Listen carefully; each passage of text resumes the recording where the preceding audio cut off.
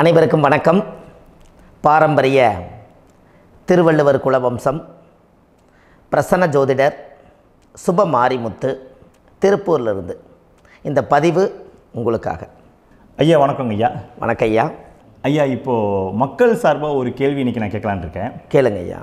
ஐயா அதாவது இந்த ஜாதகத்தில் முடக்கு இருக்கு, ஜாதகத்தையும் முடக்கிருச்சு, கண்டிப்பாக அதனால் வாழ்க்கையில் நிறைய பிரச்சனைகள் அப்படின்னு சொல்லி நிறைய பேர் கேட்குறாங்க. கண்டிப்பாங்க ஐயா. இந்த முடக்குங்கிறது என்னங்க ஐயா? அதற்கும் கர்மாவுக்கு ஏதாவது சம்மந்தம் இருக்காங்க ஐயா? ரொம்ப பற்றி சொன்னீங்கன்னா ரொம்ப உதவியாக இருக்குங்க. நல்ல கேள்விங்க ஐயா. இந்த கர்மாவே முதல் எங்கேருந்து வருது அப்படிங்கிறது தான் இப்போ நம்ம சொல்ல போகிறோம். இது வரைக்கும் எத்தனையோ கருத்துக்களெல்லாம் நீங்கள் இந்த உலகத்தில் கேட்டிருப்பீங்க. ஆனால் இந்த பதிவில் நீங்கள் பொறுமையோடு இந்த கருத்தை ஒரு இனிமையோடு நிதானமாக கேட்டிங்கன்னா உங்களுடைய ஊழ்வினை கர்மா எங்கிருந்து உருவாச்சு, இதனுடைய இந்த கர்மானால் நாம் என்ன கஷ்டப்படுறோம், நாம் இந்த பூமியில் பிறக்கிறதுக்கு என்ன வரம் வாங்கி வந்தோம், நம்ம பாவ புண்ணியமெல்லாம் ஜாதக கட்டத்தில் போய் எப்படி எடுக்கிறது, நம்மளுடைய தோஷம்னு சொல்கிறோமே அந்த தோஷம் எப்படி கிரியேட் ஆகுது, நம்ம இந்த பூமியில் பிறக்கும்போது கொண்டு வந்த கர்மாவா, இல்லை கடவுளே நம்மளுக்கு ஒரு தண்டனையாக கொடுத்த கர்மாவா, இல்லை நம்ம இந்த பூமிக்கு வந்ததுக்கு அப்புறம் செய்த கர்மாவா, இது எல்லாத்தையுமே நம்ம பொறுமையாக கேட்கணும்னா கண்டிப்பாக இந்த பதிவை நீங்கள் பொறுமையோடு கேளுங்க. உங்களுக்கு இதில் ஒரு பெரிய ஒரு ரகசியம் ஒன்று அடங்கியிருக்குது. அந்த ரகசியத்தை தான் இன்றைக்கி இந்த உலகத்துக்கு அரங்கேற்றம் பண்ணுறேன். இந்த முடக்கு நம்ம ஐயா கேட்டதில் ஒரு அற்புதமான ஒரு விஷயம் என்ன அப்படின்னு கேட்டிங்கன்னா, முடக்குங்கிறது அந்த காலத்தில் பெரிய திறமையை கட்டி போட்டு வச்சுட்டா நம்மனால் அது இயங்க முடியுமா? முடியாது இல்லைங்களா ஐயா? முடியாது. அப்போது அதே மாதிரி ஜாதக கட்டத்தில் நமக்கு வேண்டிய யோகத்தை கடவுளே நம்மளுக்கு வந்து நாம் செய்த பாவத்தினால அது முடக்கி வச்சிருச்சுன்னா அந்த பாவகத்தை அந்த ஜாதகர் அனுபவிக்க முடியுமா? அனுபவிக்க முடியாது. அப்போது அந்த அனுபவிக்க முடியாமல் வெளி உலகத்தில் போய் நம்ம தேடி போன பிறவியில் செய்த பாவத்தை இந்த பிறவியில் நீங்கள் தேடி கண்டுபிடிச்சி வாழ்க்கையில் நீங்கள் எப்போ மேலுக்கு வர்றது? அப்போது அந்த கர்மா 12 ராசி கட்டத்துக்குள்ள 27 நட்சத்திரத்தில் 9 கிரகங்களுக்குள்ள ஒரு பெரிய ஒரு ஆத்துமாத்துமான கர்மா, உங்கள் பூர்வ ஜென்ம கர்மா இதுக்குள்ளே எங்கேயோ ஒரு இடத்துல முடங்கியிருக்குது. இந்த முடக்கை மட்டும் உங்கள் ஜாதகத்தில் நீங்கள் கண்டுபிடிச்சிட்டிங்கன்னா ஹைலைட்டாக வாழ்கிறதுக்கு, இந்த உலகத்தில் சுதந்திரமான வாழ்க்கை வாழ்கிறதுக்கு ஒரு மிகப்பெரிய பொக்கிஷம் உங்கள் ஜாதகத்துக்குள்ளேயே இருக்குது. அப்போது அந்த ஜாதகத்துக்குள்ளே நாம் போன பிறவியில் நம்ம கர்மா வந்து நாம் என்ன செய்திருப்போன்னு உங்களுக்குள்ளே பெரிய குழப்பம் இருக்கும். என்னங்க ஐயா, நீங்கள் என்ன கர்மா பண்ணிட்டு வந்தீங்க, நாம் போன பிறவியில் நம்ம யாரை வந்து ஒரு வதச்சோம், யாரை வந்து நம்ம மனசை புண்படுத்தினோம், நம்ம தாத்தாவுக்கு சோறு போட்டோமா, நம்ம பாட்டனுக்கு சோறு போட்டோமா, நம்ம முப்பாட்டனுக்கு சோறு போட்டோமா, நம்ம கொள்ளுப்பாட்டனுக்கு சோறு போட்டோமா, அப்போ நம்ம அப்பாவுக்கு நம்மளை பெற்றவருக்கு நம்ம சாப்பாடு கொடுத்தோமா, இவங்களுக்கெல்லாம் நம்ம சேவை பணிவிடைகள் செஞ்சோமா, நம்மளுடைய உறவுகளுக்கெல்லாம் அரவணைச்சு போனோமா, நம்மளுடைய இந்த மாதிரி நாம் இரத்த சம்பந்த உறவுகளில் இருந்து தான் இந்த உலகத்துக்கு நம்ம வெளியில் வந்திருப்போம். அப்போது வெளியில் வந்து நீங்கள் நிற்கிறீங்க, அப்படியே மேலே போய் பார்த்தீங்கன்னா ஒரு 7 தலைமுறையில் ஒவ்வொருத்தரும் செய்த கர்மாவெல்லாம் நம்ம பிளட்டு ரிலேட்டிவாக இப்போ நீங்கள் கரண்ட்டில் இருக்கிறவங்ககிட்ட தான் டெபாசிட் பண்ணியிருக்கோம். அப்போ இது தெரியாமல் நாம் ஜாதகத்துக்குள்ளே போய் தசாபுத்தி நல்லா தனுங்க இருக்குது, நான் ரொம்ப கஷ்டப்படுறேன், என் ஜாதகத்தில் போய் பார்த்தேன் எல்லா கிரகங்களும் நல்ல வலிமையாக இருக்குன்னு சொன்னாங்க, ஆனால் இன்னும் என்னுடைய கடன் அடையலை, இன்னும் என்னோடய கர்ம தீர்ந்த மாதிரியே தெரியல, எனக்குள்ள ஒரு தாட்டு என்னமோ நான் வந்து ஒரு பின்தங்கின வாழ்க்கையிலே வாழ்ந்துட்டுருக்கேன் அப்படின்னு நீங்கள் சொல்லும்போது, அப்போ இதையெல்லாம் தாண்டி ஒரு கர்மா உங்களுடைய ராசி கட்டத்துக்குள்ளே எங்கேயோ ஒரு பக்கத்தில் ரகசியமாக புதைஞ்சிருக்கு. அப்போது அந்த ரகசியமாக புதைஞ்சிக்கக்கூடிய அந்த முடக்கு தான் இன்றைக்கி இந்த உலகத்துக்குள்ளே நீங்கள் தெரிஞ்சுக்கக்கூடிய விஷயம். அப்போ அந்த முடக்குங்கிறது ஒன்று உண்மை. இந்த உலகத்துக்கு வந்து நம்மளை எல்லாத்துலேயும் நல்லா யோசிச்சு பாருங்கள். 12 ராசி கட்டம் இருக்குதுங்களா ஐயா? ஆமாங்க ஐயா. ஆனால் கிரகம் எத்தனை இருக்குதுங்க? 9 தான் இருக்குங்க ஐயா. ஆமாம், 12 ராசிக்கு 12 கட்டத்துக்கு 12 கிரகம் கொடுத்துருக்கலாமல்ல கடவுள். அப்போ ஏன் 3 கட்டத்தை மட்டும் வந்து எம்டி பண்ணி மீதி 9 கிரகத்தை வச்சுக்கிறாருன்னா, அப்போ நாம் செய்த 3 தலைமுறை கர்மாவுக்கு அது எந்த கட்டம் பிளாக் ஆகுதோ அந்த கட்டத்துக்குள்ளே ஏதோ ஒரு ரகசியம் இருக்கிறனால தானே எங்கேயோ ஒரு பக்கத்தில் நீங்கள் கண்டிப்பாக கர்மாவில் மாட்டுவீங்கிறது கடவுளே படைச்சு தானே இதை உருவாக்கியிருக்காரு. 12 ராசிக்கு 12 கட்டம் கொடுத்துருந்தா எங்கே நீங்கள் சுற்றி வந்தாலும் ஏதோ ஒரு வீட்டுக்குள்ளே போய் உட்காந்துக்கலாம். ஆனால் ஒரு வீடு சுத்தமாக இருக்குது, ஒரு வீட்டில் 4 கிரகம் இருக்குது, ஒரு வீட்டில் 3 கிரகம் இருக்குது, ஒரு வீட்டில் 5 கிரகம் இருக்குது, ஒரு 3 வீடு 4 வீடு காலியாக இருக்குது. அப்போ எங்கேயோ ஒரு ராசி கட்டத்துக்குள்ளேயே கடவுளுடைய கர்மா விளையாட்டு, அது ரகசிய விளையாட்டு தான். அப்போது இந்த இடத்துல தான் உங்கள் ஜாதகத்தில் முடக்கு இருக்குது. இந்த முடக்கை நீங்கள் எப்படியெல்லாம் அதை ஆராய்ச்சி பண்ணி கண்டுபிடிக்க முடியும் அப்படிங்கிற ஒரு விஷயத்தை தான் இன்றைக்கி நம்ம இந்த உலகத்துக்குள்ளே இதை நுழைக்க போகிறேன். இப்போ அப்பா செய்த பாவம்னு ஒன்று இருக்குமில்லங்க ஐயா, நம்ம அறியாத வயசில் தெரியாதில்ல, அப்பா செய்த பாவம் ஒன்று இருக்கும். அப்பாவுடைய சொத்து பிள்ளைக்குத்தானா, அப்பாவுடைய பாவம் பிள்ளைக்குத்தானே, என்னங்க ஐயா? சரி, அப்போ தாத்தா இருக்கிறாரு, தாத்தாவுடைய கர்மா உயிர் எங்கே எழுதி வைக்கிறாருங்க? அப்போது மகனை விட்டுறாரு. அப்போ தாத்தா மாதிரியே முகம் இருக்குது, தாத்தா மாதிரியே அவருடைய நடை உடை பாவனை இருக்குது, அவர் தாத்தாவுடைய ஜீனு தான் அப்படின்னு இவர் சொல்லும்போது, அப்போ தாத்தாவுடைய சொத்து பேரனுக்கு சொந்தம்னா தாத்தாவுடைய பாவம் எங்கே போகுங்க? Very good. அப்போ அப்போது இந்த கர்மா எப்படி டிரான்ஸ்ஃபர் ஆகுதுன்னு உங்களுக்கு தெரியுதா? அப்போ நீங்கள் போன பிறவியில் அந்த தாத்தாவுடைய பேரனை நீங்கள் பிறக்கிறதுக்கு கர்மம் உங்களை செயல்பட வச்சுருக்குது. அதனால் நீங்கள் தாத்தாங்கிறீங்க. அதனால் அந்த கௌரவமை எங்கள் தாத்தா சம்பாரித்த சொத்து நான் தான் அனுபவிக்கணுங்கிற விதியை நீங்கள் உருவாக்கிறீங்க. அப்போது இந்த ஜாதகத்தில் அந்த ஊழ்வினை தோஷந்தான் ஏதோ ஒரு வழியில் உங்களை கர்மாவை செயல்படுத்துது. அதனால தான் இந்த ஜாதகத்தில் எந்த ஒரு முடக்கை எடுக்கிறதா இருந்தாலும் சூரியன் என்ற நட்சத்திரம் எதுவோ அந்த நட்சத்திரத்துக்கு எந்த வீடு முடக்காகுதோ அங்கே தான் உங்களுடைய கர்மா ஒளிஞ்சிருக்கும். இதுதான் உங்களுடைய பெரிய ஒரு பொக்கிஷமான ரகசியம்.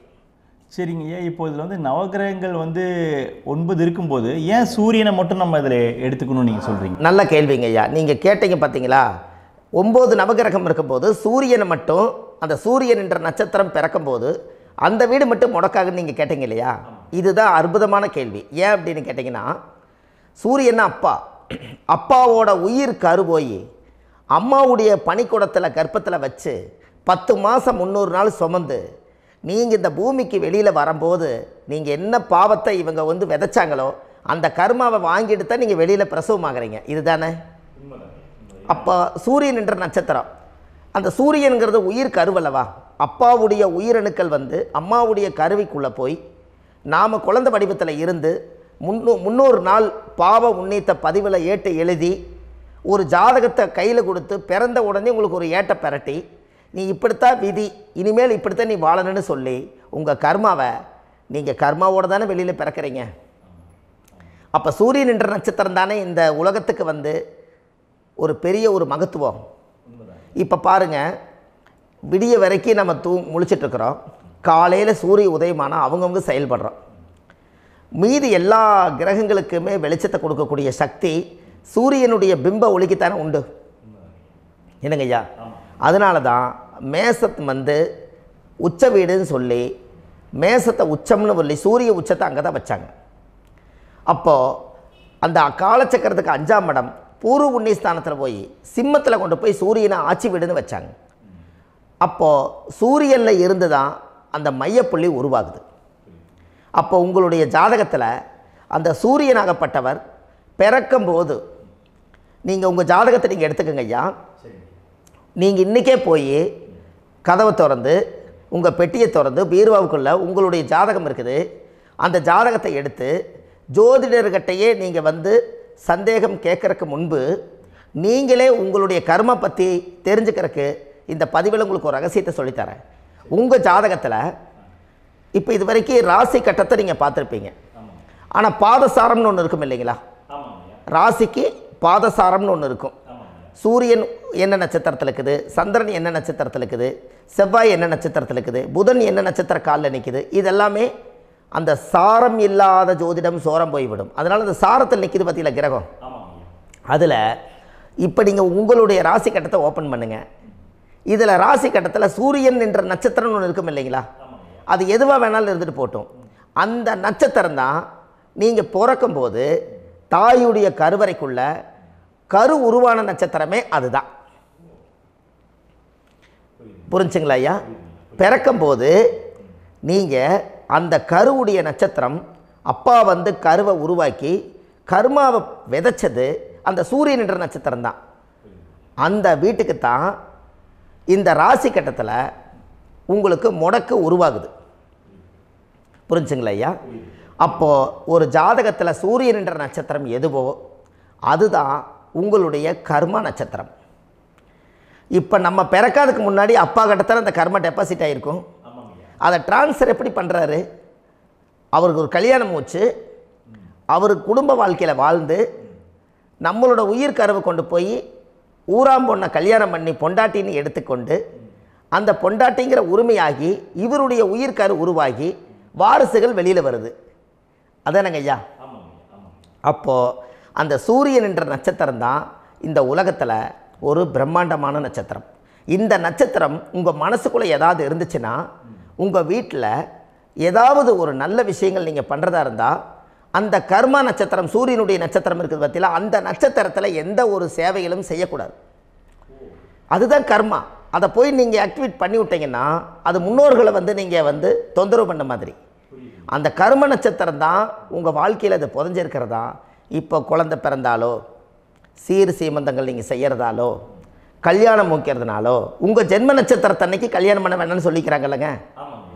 உங்களுக்கு ஜென்ம நட்சத்திரத்துக்கு முன்னாடி உங்களை உருவாக்குன நட்சத்திரம் தான் ஜென்ம நட்சத்திரம். அப்போ சூரியன் என்ற நட்சத்திரம் அப்பாவுடைய ஜென்ம நட்சத்திரமாக அந்த ஊழ்வினை கர்மம் செயல்படுது. அப்போ அந்த முடக்கு யார் வழியில் வந்தது? முன்னோர்கள் வழியில் வந்தது. முன்னோர்கள் கட்டி வச்சது யாரைய? குலதெய்வத்தை. அப்போ அந்த குலதெய்வத்தை போய் சாமிக்கு போய் வீடு வாசல்லாம் வலித்து குலதெய்வத்தை போய் தேங்காய் பழம் பூ மாலை கல்கண்டு வாங்கி அர்ச்சனை பண்ணி ஒரு அன்னதானம் ஒன்று பண்ணிவிட்டு சாமிக்கு பொங்கல் வச்சு நைவேத்தியம் பண்ணிவிட்டு உங்கள் ஜாதகத்தை வச்சு பூஜை பண்ணிவிட்டு வாங்க. அதுக்கப்புறம் தான் உங்கள் கர்மாவை கண்டுபிடிக்கிறதுக்கு வழியே பிறக்கும். குலதெய்வத்தை வணங்காமல் கோவிந்தா கோவிந்தா என்று பல தெய்வத்தை வணங்கினாலும் பலனொன்றும் இல்லைன்னு அந்த காலத்தில் முன்னோர்கள் சொல்லி வச்சுக்கிறாங்களா இல்லைங்களா? அதனால் கண்டிப்பாக அதை கண்டுபிடிச்சி நீங்கள் அதுக்கு ஒரு நைவேத்தியம் பண்ணால் மட்டும்தான் முதல்ல உங்கள் 5ஆம் பாவம் முன்னோர்கள் அது வேலை செய்யும். குலதெய்வ ஆலயத்துக்கு போயிட்டு வாங்க. போயிட்டு வந்துட்டு இந்த கர்மவினை தோஷத்தை நிவர்த்தி பண்ணுறதுக்குண்டான சரியான பரிகாரத்தை நம்ம எடுப்போம்.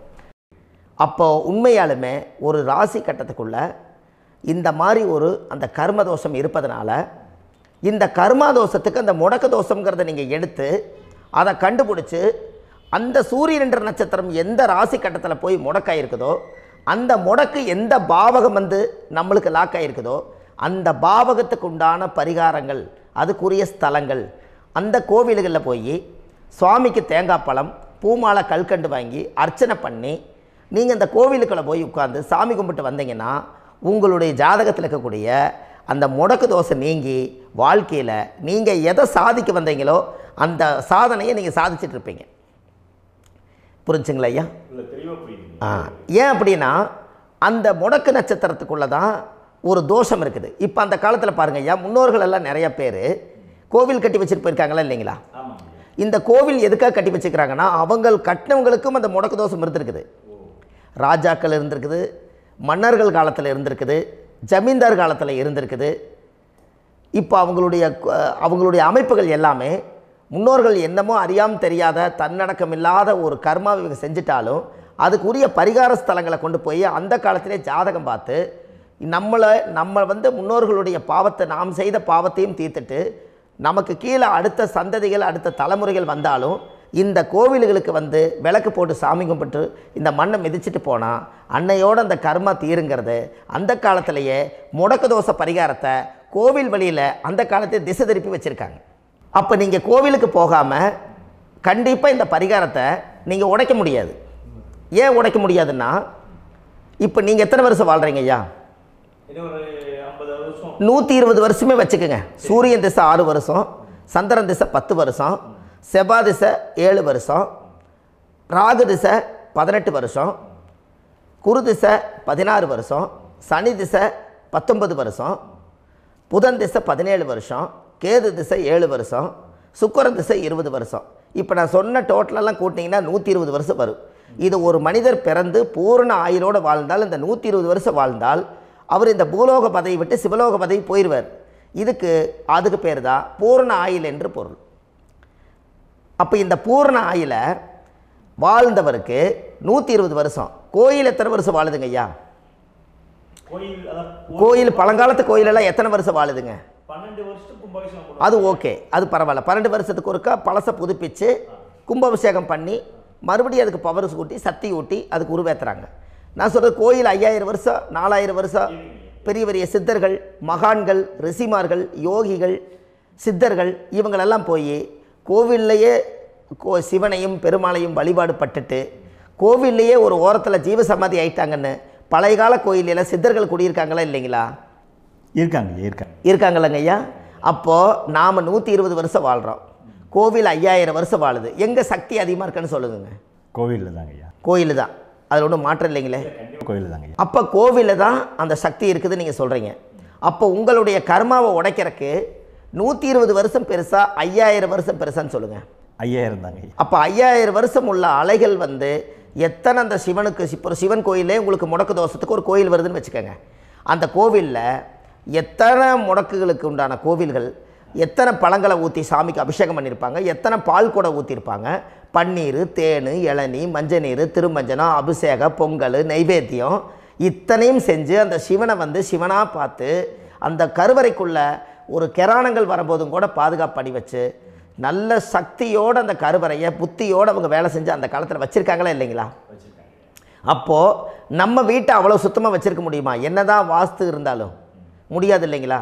அப்போது அவ்வளவு ஒரு பவர்ஃபுல்லான கோவில் அந்த முடக்கு தோஷத்துக்குள்ளே ரகசியமாக அந்த கோயில் அடங்கியிருக்குது. உங்கள் ஜாதகத்துக்குள்ள உண்மையாலுமே ஊழ்வினை கோயில், கர்மவினை கோயில் அதுக்குள்ளே இருக்குது. அந்த ஜாதகத்தை கணிச்சு பார்த்தா கரெக்டாக உங்களுடைய ஜாதகத்தில் அப்பாவுடைய கருவறையிலேருந்து உயிர் உருவாகிற நேரத்தில் இருந்து இப்போ வரைக்கும் நீங்கள் கரண்ட்டில் வாழ வரைக்கும் அந்த கர்ம கூட வர்றத ஒரே ஒரு இடத்துல போனால் மட்டும்தான் விட்டுட்டு வர முடியும். அது எந்த வீடு அப்படின்னு கேட்டால் உங்களுக்கு வந்து அப்பாவுடைய கர்மா வழியில் போய் அந்த கோவில் பழையகால கோயில், பழையகால தெய்வங்கள், அந்த கோவில் தான் உங்கள் ஜாதகத்துக்குள்ள ரகசியமாக இருக்கும்.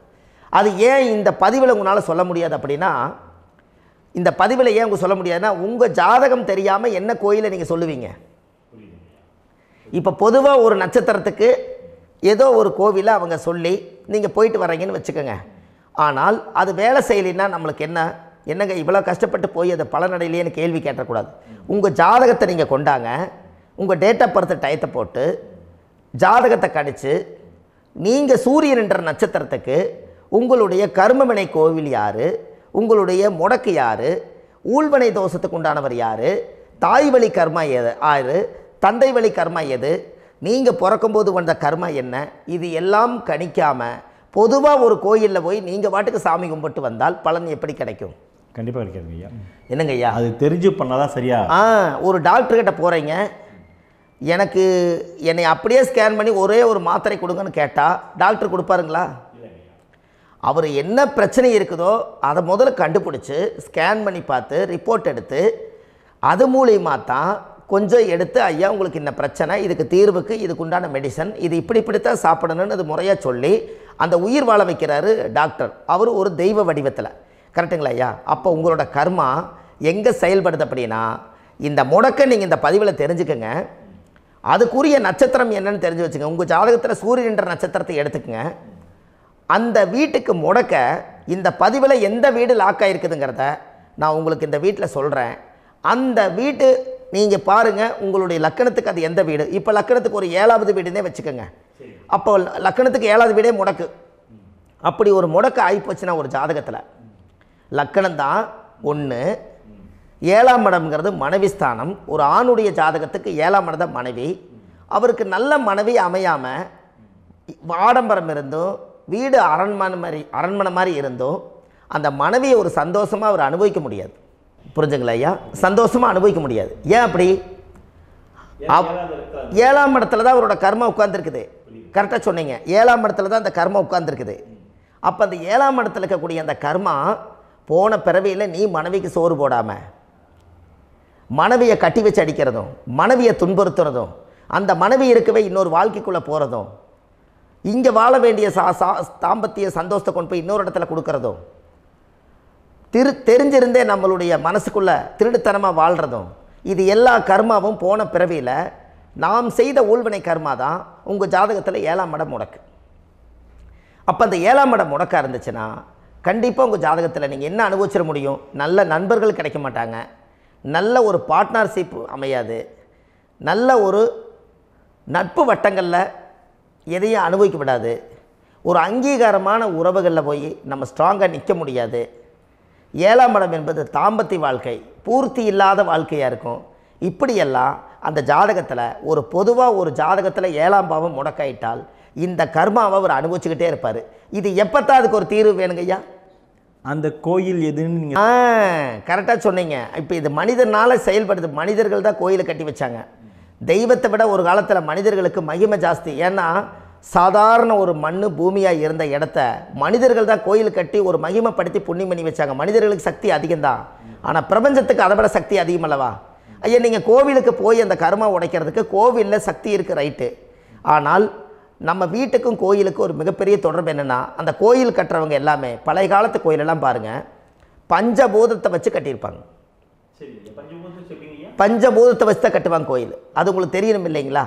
பஞ்சபூதம்னா நீர், நெருப்பு, காற்று, பூமி, ஆகாயம். இந்த பஞ்சபூதத்தினுடைய சக்திகள் எல்லாம் ஒரே நேர்கோட்டுக்கு என்னைக்கு வருதோ அன்னைக்கு தான் அந்த கோவிலுடைய பாலக்கால் போட்டு 1000-2000 வருஷம் நிலச்சி நிற்கிறது. காரணம், இந்த பிரபஞ்சத்தில் பஞ்சபூதம் எப்படி நிலச்சி நிற்குதோ அதுபோல் 5000 வருஷம் நிற்கிறதுக்கு அந்த பஞ்சபூத சக்தி வச்சு தான் சாமி சிலையை பிரதிஷ்டை பண்ணி வச்சுருப்பாங்க. அதனால தான் இந்த கோயில்கள் எல்லாம் 5000 வருஷமாயும் எத்தனையோ கிராணங்களை எல்லாம் தப்பிச்சிருக்கிறதுக்கு காரணம். அப்பேற்பட்ட புண்ணிய ஸ்தலம் உங்களுக்கு எதுன்னு தெரியணுமல்லவா? என்னங்க ஐயா? அப்பேற்பட்ட புண்ணிய ஸ்தலம் உங்களுக்கு எதுன்னு தெரிஞ்சால் தானே நீங்கள் போய் செய்ய முடியும், இல்லாட்டி கண்டிப்பாக தெரியாது. அப்போ இந்த முடக்கு தோஷத்தை கடவுள்கிட்ட கொண்டு போய் ஒப்படைக்கணும். நாம் பிறக்கும் போது கொண்டு வந்த கர்மாவை நாம் இருக்கும் காலத்தில் கொண்டு போய் இந்த கர்மாவை சுத்தப்படுத்தி, நீங்கள் பாவ ஆத்மாவை இந்த பூமியில் பிறந்து பூலோகத்தில் எல்லா புண்ணியத்தையும் செஞ்சுட்டு இந்த பூலோகத்தை விட்டு நீங்கள் போகும்போது புனித ஆத்மாவாக போகணுன்னா உங்கள் கர்மாவை கொண்டுட்டு போகாதீங்க, கர்மாவை நிவர்த்தி செய்யுங்க. என்னங்க ஐயா? அப்போ கர்மாவை சுத்தப்படுத்துங்க. கர்மாவை சுத்தப்படுத்திட்டு உங்களுக்கு பிறக்கிற குழந்தைகளுக்கு அந்த கர்மாவை டிரான்ஸ்ஃபர் பண்ணாமல் உங்களோட நில் பண்ணுங்க. ஒரு உதாரணம் சொல்லட்டுங்களா ஐயா?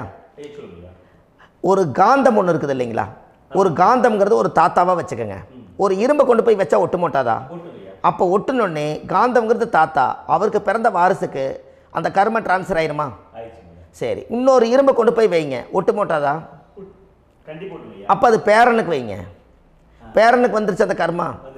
இன்னொரு இரும்பு கொண்டு போய் வைங்க, அந்த காந்தத்துக்கு நேர் இன்னொன்று வைங்க, ஒட்டு மாட்டாதா? அப்போ அதை கொண்டு போய் நம்ம கொள்ளு பேரனுக்கு வைங்க. இப்படியே டிரான்ஸ்ஃபர் ஆகி தலைமுறையாக இந்த கர்மா தொடர்ந்துக்கிட்டே இருக்குது.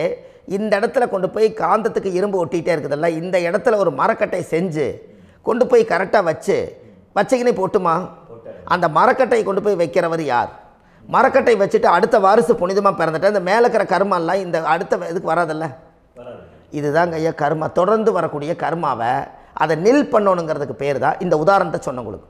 அப்போ நாம் இந்த பூலோகத்தில் நம்ம ஒரு தாயுடைய கருவறையில் இருந்து தொப்புள் கொடி அறுக்கும் நேரம் நாம் என்ன கர்மாவை வாங்கி வந்திருந்தாலும் அதையெல்லாம் ஆராய்ச்சி செய்து ஜாதகத்தில் முழுமையாக கண்டுபிடிச்சி ஒரு காலம் இல்லைனாலும் ஒரு காலம் நம்ம நல்லா இருக்கிறதுக்காக, நம்ம வாரிசுகள் எல்லாம் நலமடைஞ்சு வளமடைஞ்சு வர்றதுக்காக இந்த கர்மா தோஷத்தை கரெக்டாக கண்டுபிடிச்சி சரியான கோவிலுக்கு போய் நீங்கள் கர்மாவை நிவர்த்தி பண்ணி அங்கே பூஜை புனஸ்தானங்கள், சகசரநாம பூஜைகள், ஓமங்கள், வழிபாடுகள் இதெல்லாம் நீங்கள் செஞ்சு உங்களுடைய பாவத்தை எல்லாம் கழித்து உங்கள் ஜாதகத்தவே யோகமாக மாற்ற முடியும். கண்டிப்பாக மாற்ற முடியும். ஏன்னா நம்ம யாரை நம்பி செய்கிறோம்? சரியான கடவுள்கிட்ட வழிகாமிக்க போகிறோம். அப்போ கடவுள் பொய்யாயிருவாரா? ஐயா, நம்ம அதாவது அந்த காலத்தை சொல்லுவாங்க, சத்தியுள்ள சாமி கும்பிட்டு புத்தி உள்ள உள்ளே பெக்கணும்னு சொன்னாங்க. 16 வதபதன்னு பெக்கலை, எல்லாம் அறிவோடு பெற்றாங்க. அதனால் எல்லாமே தாய் தந்தைகள் பேச்சை கேட்டாங்க. அன்றைக்கி எல்லாருமே தாய் தந்தைகளுக்கு தூணாக நின்னாங்க. அப்போ அந்த காலத்தில் சத்தியுள்ள சாமி கும்பிட்டு புத்தி உள்ள உள்ளே பெக்கணும்னு சொல்லி அன்றைக்கி அறிவோடு பெற்று இந்த கர்மாவை ஆளுக்கு ஒரு கர்மாவை டிரான்ஸ்ஃபரை பிரித்து எல்லாரும் சுத்தப்படுத்தினாங்க. இன்றைக்கி நம்ம ஒரு குழந்தை 2 குழந்தை பெற்று வச்சுருக்கோம். அவங்களுக்கே இவ்வளவு கர்மா வந்துருச்சுன்னா இந்த குழந்தைகளுக்கு என்னைக்கு இந்த கர்மாவை போய் கண்டுபிடிச்சி நீங்கள் எப்போ சரி பண்ணுவீங்கன்னு. அப்போ இந்த வாழ்க்கையில் ஏதோ ஒரு பிரபஞ்ச சக்தி நம்மளை அறியாமல் என்னமோ ஒரு இயக்கத்தில் கொண்டு போய் விட்டுருச்சுங்களா? அப்போ இனிமேலாவது இந்த கர்மாவில் இருந்து கண்டிப்பாக நம்ம நிவர்த்தி ஆகணும்னு சொன்னால் இந்த முடக்கு தோஷத்தை யாரெல்லாம் கண்டுபிடிச்சி இந்த ஊழ்வினை கர்மாவில் இருந்து நாம் கருவறையில் சுமக்கும் போது 10 மாதம் நீங்களாம் என்னென்ன நினச்சிருப்பீங்க? அதாவது கருவறைக்குள்ள கருப்பாக ஒரு பிண்டம் இடப்பக்கம் கிடக்கையில் இந்த பூமிக்கு வரும்போது நீங்கள் என்னென்ன நினச்சிருப்பீங்க? இந்த பிறந்ததுக்கு அப்புறம் வந்து தான் அம்மா தெரியுது, அப்பா தெரியுது, தாத்தா தெரியுது, பாட்டி தெரியுது, இந்த உலகத்தில் கண்கொள்ளாத காட்சிகள் எல்லாம் தெரியுது, எல்லாம் தெரியுது. ஆனால் 10 மாதம் உங்கள் வாழ்க்கையில் நீங்கள் இருக்கும்போது நீங்கள் என்னென்னலாம் நினச்சி இந்த பதிவில் இறைவன் கொடுத்தாரோ அதையெல்லாம் அனுபவிக்கத்தான் வந்தீங்க. அதுக்கு இடையில இருக்கிறதான கர்மா. இந்த ஒரு விஷயம் உங்களுக்கு கிடச்சிருச்சுன்னா நீங்கள் எல்லாருமே ராஜயோகமாக பிழைப்பீங்கள்ல. இதில் ஏழை பணக்கார யாரையுமே சொல்ல வரல. அவங்கவுங்க பிறக்கும்போது புண்ணியத்தை பொறுத்து தான் போன ஜென்மத்தில் நம்ம என்ன புண்ணியங்கள் பண்ணி வச்சோமோ அந்த புண்ணியத்தில் இன்றைக்கி நல்லா வாழ்கிறாங்க. ஒருத்தர் கேட்டார், என் ஜாதகத்தில்ங்க எங்கூட படித்தவர் இடம் வாங்கிட்டார், வீடு வாசல் கட்டிட்டார், தொழில் பண்ணிட்டார், நல்லா இருக்கார், ஆனால் நான் இன்னும் அப்படியே தான் இருக்கிறேங்கன்னு ஒருத்தர் கேட்டார்.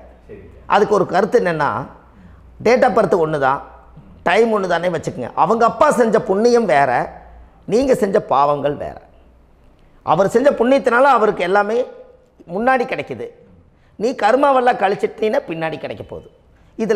இதில் மற்றவங்களை பற்றி வேற்றுமையாக நினைக்கிறதுல எந்த ஒரு இதுவுமே இல்லை. அப்போ ஒருத்தர் பார்த்து ஒருத்தர் வாழ வேண்டாம். உங்களுடைய சுய அறிவை வச்சு இந்த பூலோகத்தில் இந்த பூமியில் நீங்கள் 4 தெரிஞ்சு நல்ல விதமாக கற்றுக்கிட்டு இந்த உலகத்தில் சிறப்பாக வாழ கற்றுக்குங்க. அதுக்கு அந்த ஊழ்வினை தோஷத்தை கண்டுபிடிங்க. உங்களுக்குன்னு ஒரு முடக்கு இருக்குதுங்கிறத இன்றைக்கி நீங்கள் எழுதி வைங்க. அதை எப்படியாவது கண்டுபிடிங்க, அதை தேடுங்க.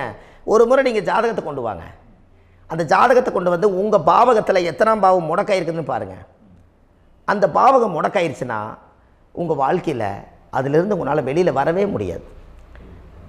கண்டிப்பாக வர முடியாது. அதை நீங்கள் கண்டுபிடிச்சா மட்டும்தான் நீங்கள் மேலே வர முடியும். ஏன்னா நிறைய பரிகாரங்கள், பூஜைகள், யாகங்கள், ஓமங்கள் எல்லாம் செய்து வச்சும் கூட அந்த கர்மவினைக்கு உண்டான கோவிலுக்கு போய் அந்த 5000 வருஷ பழமை வாய்ந்த தெய்வத்துக்கிட்ட போய் நீங்கள் முறையிட்டு விளக்கு போட்டு உங்கள் கர்மத்தை எல்லாம் நான் நீ தான் தீர்த்து கொடுக்கணும்னு சொல்லி நம்பிக்கையோடு போய் நீங்கள் போய் அந்த சரணாகதி அடையிறீங்க பாருங்கள், அங்கே தான் உங்கள் கர்மாவை எடுத்து விடுறாரு. அப்போ இந்த ரகசியம் உங்களுக்கு வேணுமல்லவா? அப்போ உங்கள் ஜாதகத்தில் எங்கே முடங்கி இருக்குது, அதுக்குரிய கோவில்கள் எல்லாம் என்ன, அதுக்கு தான பரிகாரம் என்ன, அதுக்கு நீர் பரிகாரம் என்ன, யாத்திரை பரிகாரங்கள் என்ன, நீங்கள் வீட்டில் இருந்தே செயல்படுத்தக்கூடிய பரிகாரங்கள் என்ன, பரிகாரம் கோவிலுக்கு போய்த்தான் நடக்குமா, இல்லை நாம் வீட்டில் வச்சு வணங்குறதுனால நடக்குமா, நாம் செய்யக்கூடிய தர்ம பரிகாரங்கள் என்ன, தான பரிகாரங்கள் என்ன, இப்படி பல விதமாக இருக்கிறனால உங்கள் ஜாதகத்துக்கு எந்த மாதிரி பரிகாரம் கனெக்ட் ஆகுதுங்கிறது தெரியணும். இது தெரியாமல் கண்டிப்பாக உங்களால் செயல்படுத்துறது ரொம்ப கஷ்டம். இதனால் இதை நீங்கள் தெரிஞ்சுக்கணும்னா இப்போ நம்ம பாருங்கள், நீங்கள் அந்த தெரிஞ்சுக்கிட்டாலே உங்கள் வாழ்க்கையில் ஒரு டைம் தான் நீங்கள் தெரிஞ்சுக்க போகிறீங்க. உங்களுடைய கர்மா என்ன, நீங்கள் எங்கே செயல்பட்டு போயிட்டுருக்கிறீங்க, உங்கள் போகிற பாதை சரியா இல்லை அந்த பாதையில் முள்ளு கல் இருக்குதா, இது எல்லாம் உங்களுக்கு தெரியலனா இந்த முடக்கை கண்டுபிடிக்கக்கூடிய சக்தி வாய்ந்த இந்த கர்மாவை நிவர்த்தி பண்ணுறதுக்கு வழிகள் இருக்குது. அதனால் நீங்கள் கண்டிப்பாக இந்த முடக்கை தெரிஞ்சுக்கணும். இந்த முடக்கு ராசினா என்ன உண்மையாலுமே உங்கள் வாழ்க்கையில் நீங்கள் தெரிஞ்சு இனிமேல் உங்கள் வாழ்க்கையில் இதுவரையிலும் கர்மாவுக்குள்ளேயே கஷ்டப்பட்டீங்க, வழி தெரியாமல் கண்ணை கட்டி காட்டில் விட்ட மாதிரி இருந்தீங்க. இனி அப்படி இருக்க வேண்டாம். உங்கள் ஜாதகத்தில் 12 ராசி கட்டத்தில் 9 கிரகம் போகும், மீனி 3 கிரகம், 3 கட்டம் வந்து உங்களுக்கு எங்கேயோ ஒரு பக்கத்தில் 3 கட்டம் எம்டியாக தான் இருக்கும். கரெக்டுங்களா? அது இல்லாமல் ஒரு ஜாதகம் பிறக்காது. ஏன்னா 9 கிரகத்துக்கு 9 கணக்கு போட்டால் 3 கட்டம் எம்டியாக தான் நிற்குது. அந்த கட்டத்துக்குள்ளே எந்த நட்சத்திரத்தில், எந்த சாரத்தில், எத்தனாவது டிகிரியில், எத்தனாவது பாத சாரத்தில், எத்தனை வெகுளையில், எத்தனை செகண்டுக்குள்ளே இந்த கர்மா உள்ளே புகுந்து உங்களை செயல்படுத்துதுங்கிறத கண்டிப்பாக உங்கள் ஜாதகத்தை கொடுங்க. பார்த்து இந்த விஷயத்தை சொல்கிறேன். நீங்கள் அந்த இடத்துக்கு போய் நிவர்த்தி பண்ணிவிட்டு உங்கள் வாழ்க்கையில் கொஞ்சம் காலம் வாழ போகிறீங்க. பாருங்கள், பிறந்ததுலேருந்து 20 வருஷத்துக்குள்ளே இளமையாக வாழ்கிறீங்க, குழந்தையாக வாழ்கிறீங்க. 20லேருந்து 40 வயசுக்குள்ளே தான் உங்களுக்கு ஒரு பொண்ணை பார்த்து கல்யாணம் பண்ணி ஒரு கரு உருவாக்குறீங்க. அதுக்கப்புறம் 40லேருந்து 60க்குள்ளே குழந்தை பெற்று கடமை முடிச்சிடுறீங்க. 60 வயசுக்கு மேலே ரிட்டையர்ட் ஆகிடுறீங்க. இந்த 20க்கும் 60க்கும் இல்லாத 20லேருந்து இந்த 40 வயசுக்குள்ளே உங்களோட தேடல் என்னவோ அது வாழ வேண்டிய சுகபோகமான வாழ்க்கை எல்லாமே அந்த 40க்குள்ளே தான் இருக்குது. இந்த 40க்குள்ளே இருக்கக்கூடிய வாழ்க்கையை இந்த கர்மா தெரியாமல் காலத்தை வீணாக்க வேண்டாம். வாழ வேண்டிய வயசில் நீங்கள் வாழணும். அதுக்குரிய கர்மாவை நீங்கள் சுத்தப்படுத்துங்க. எப்படியெல்லாம் நீங்கள் சந்தோஷமாக வாழ்கிறீங்கன்னு எனக்கு ஒரு தகவல் கொடுங்க. வேறு லெவலில் நீங்கள் இருப்பீங்க. கண்டிப்பாக இந்த பதிவில் உங்களுக்கு நான் இந்த விஷயத்தை கொடுக்க போகிறேன். இந்த முடக்கு நட்சத்திரங்கள் என்ன அப்படிங்கிறத இந்த பதிவில் நீங்கள் ஒரு நோட் ஒன்று எடுத்துக்கோங்க, குறித்து வச்சுக்கோங்க. இதில் இருந்து அவங்கவுங்களுக்கு முடக்கு நட்சத்திரம் என்னங்கிறத இந்த பதிவில் நான் உங்களுக்கு கொடுக்குறேன். இந்த வீடு தான் அது முடக்குங்கிறத சொல்கிறேன். இதையெல்லாம் நீங்கள் தெரிஞ்சு உங்கள் ஜாதகத்தவே நீங்கள் முடக்கு எடுத்து கண்டிப்பாக உங்கள் வாழ்க்கையில் நீங்கள் நல்லா இருப்பீங்க. அதுக்கு ஒரு நோட் எடுத்து வச்சுக்கோங்க. இது வரைக்கும் கர்மாவை பற்றி நம்ம பேசினோம். உங்கள் ஜாதகத்தில் சூரியன் என்ற நட்சத்திரத்துக்கு தான் முடக்குன்னு சொன்னீங்களே, எந்த வீடுங்கிற ரகசியத்தை இன்றைக்கி நம்ம எல்லோரும் தெரிஞ்சுக்கலாமா? இத்தனை காலமாக நீங்கள் தெரிஞ்சுக்காத ஒரு ரகசியத்தை இன்றைக்கி உங்கள் ஜாதக கட்டத்தில் நீங்களே முடக்க கண்டுபிடிச்சி அதுக்குண்டான பலனை தேட போகிறீங்க. அந்த தேடல் தான் உங்களை கொண்டு போய் உட்கார வைக்க போகுது. ஒரு உதாரணம், உங்கள் ஜாதகத்தில் பாதசாரம் இருக்குது அல்லவா? அந்த பாதசாரத்தில் சூரியன் என்ற நட்சத்திரம், சூரியன் நின்ற நட்சத்திரம் பாதசாரத்தில் கரெக்டாக எடுங்க. சூரியன் என்ற நட்சத்திரம் மிருகசீரிஷ நட்சத்திரமாக இருந்தால் அந்த வீடு யார் வீடு முடக்குன்னு உங்களுக்கு தெரியுமா? மிதுன ராசி வீடு தான் முடக்கு. அப்போ உங்கள் லக்கணத்துக்கு அது எத்தனாவது வீடுன்னு பாருங்கள். அந்த பாவகத்தை நீங்கள் அனுபவிக்க முடியாது. இந்த முடக்கை மட்டும் நீங்கள் தெரிஞ்சுக்குங்க. இந்த பரிகாரங்கள் எல்லாமே உங்கள் ஜாதகத்தை பார்த்து உங்களுக்கு நான் பலன் எடுக்கிறேன். ஏன்னா பரிகாரம் எல்லாத்துக்கும் ஒரே மாதிரி வராது. நல்லவங்களுக்கும் ஒரே பரிகாரம், கெடுதல் பண்ணவங்களுக்கும் ஒரே பரிகாரம், முற்பிறவியில் செஞ்ச பாவங்களுக்கும் ஒரே பரிகாரம், இந்த பிறவியில் செஞ்ச பாவங்களுக்கும் ஒரே பரிகாரம் வராது. உங்கள் ஜாதகத்தில் டேட் ஆஃப் பர்த் வேறு, டைம் வேறு, பிளேஸ் வேறு. உங்களுடைய ஊரில் ஏதோ ஒரு சூரிய உதயத்தினுடைய எல்லாமே மாறும். அப்போது அதுக்குரிய சமாச்சாரங்கள் உங்களுடைய வழியில் ரகசியமாக தான் இருக்கும். அதை நம்ம கணக்கு போட்டு ஜாதகம் பார்த்து அதில் பிரசன்னப்படியும் இயற்கை பிரசன்னம் போட்டு உங்களுக்கு அந்த சோழி போட்டு பார்த்து உங்களுடைய பிரபஞ்சத்துக்கும் உங்களுக்கும் என்னென்ன கனெக்டிவிட்டி இருக்குதுன்னு பார்த்து அதிலிருந்து கண்டுபிடிச்சி பரிகாரத்தை எடுத்தால் மட்டும்தான் அதிகாரமாக வேலை செய்யும். அப்போ கண்டிப்பாக இந்த மிருகசீரிஷ நட்சத்திரம் தான் உங்களுக்கு சூரியன் என்ற நட்சத்திரம். அப்போ மிருகசீரிஷ நட்சத்திரத்துக்கு உங்கள் வாழ்க்கையில் ஒரு நல்ல ஒரு வெளிச்சம் போட்டு வாழணும்னால் மிதுன வீடு தான் முடக்கு. மிதுனம் யாரோட வீடு? அது புதனோட வீடு. புதன் யார்? மாமன் வர்க்கம். அப்போ மாமன் வர்க்கத்தில் இருந்து தான் உங்களுக்கு கர்ம வேலை செய்யுது. அப்போ அந்த மாமன் வர்க்கத்துக்கு உண்டான ஊழ்வினை தோஷத்தை நீங்கள் நிவர்த்தி பண்ணால் தானே உங்கள் ஜாதகம் நல்லா வேலை செய்யும். கண்டிப்பாக அது மாதிரி ஒரு வேலையை நம்ம செய்வோம். உங்களுக்கு நான் அந்த பரிகாரங்களை எல்லாம் உங்களுக்கு நான் எடுத்து கொடுக்குறேன். மிருகசீரிஷ நட்சத்திரத்தில் இது வரைக்கும் நீங்கள் பார்த்தீங்க. அடுத்த பதிவில் திருவாதிரை நட்சத்திரத்தை பற்றி நம்ம பார்க்க போகிறோம். நம்ம ஆன்லைன்லேயே ஜாதகம் பார்க்குறோம். உங்கள் date of birth, time, place கொடுத்தீங்கன்னா போதும். உங்களுக்கு ஜாதகத்தை கணிச்சு ஃபோன்லேயே உங்களுக்கு கர்ம ராசி கண்டுபிடிச்சி உங்களுக்கு உண்டான கர்ம பரிகாரத்தை சொல்லி உங்கள் வாழ்க்கையில் ஒரு வெளிச்சத்தை கொண்டு வர்றதுக்கு என்றைக்கும் உங்களுக்கு உறுதுணையாக இருப்பேன். நீங்கள் கண்டிப்பாக இந்த பதிவுகள் எல்லாம் இது உங்களுக்காகத்தான். இது அதிகாலை நேரத்தில் பிரம்ம முகூர்த்தத்தில் இந்த பதிவை உங்களுக்கு முழுமையாக சமர்ப்பணம் பண்ணுறேன். இதை கற்று இதை வழி நடத்தி இதைய எப்படியெல்லாம் இந்த முடக்கை கண்டுபிடிச்சி இப்படியெல்லாம் பேச வச்சு அழகு பார்க்க நம்ம முன்னோர்களுடைய ஆசீர்வாதமும் இந்த முடக்கை கண்டுபிடிச்ச குருமார்களும் அவங்களுடைய குடும்ப பாரம்பரிய வம்சாவளிகளும் எல்லாருமே நல்லா இருக்கணும். அதுக்காக இந்த நேரத்தில் நான் அடியேன் சுப மாரிமுத்தாக இருந்து திருப்பூர்லேருந்து இந்த பதிவை உங்களுக்கு நான் கொடுக்குறேன். கண்டிப்பாக இந்த முடக்கு கோயிலுக்கு, இந்த முடக்கு தோஷத்துக்கு உண்மையான பரிகாரங்கள், எளிமையான பரிகாரங்கள் நீங்களே வாழ்க்கையில் செஞ்சு ஆதிகால பரிகாரங்கள் உங்கள் மனசுக்குள்ளே இருக்குது. அதை செயல்படுத்தினா மட்டும் போதும், வாழ்க்கை எங்கேயோ போயிடும். கண்டிப்பாக ஒரு முறை உங்கள் ஜாதகத்தை அனுப்பி வைங்க, உங்களுக்கு நான் பார்த்து பலன் சொல்கிறேன். இன்றைக்கி நான் கொடுத்த பதிவுகள் எல்லாம் உங்களுக்கு ரொம்ப பயனுள்ளதாக இருந்திருக்கும். உங்களுக்கு இது வரைக்கும் எத்தனையோ கர்ம வினைகளை பற்றி தெரியாமல் இருந்திருப்பீங்க. இந்த பதிவில் நிறைய கேட்டு தெரிஞ்சுக்கிட்டீங்க. இதெல்லாம் வாழ்க்கையில் ரொம்ப முக்கியமான பரிகாரங்கள், எளிமையான பரிகாரங்கள். நேராக நீங்கள் கடவுளை தான் கெட்டியாக பிடிக்க போகிறீங்க.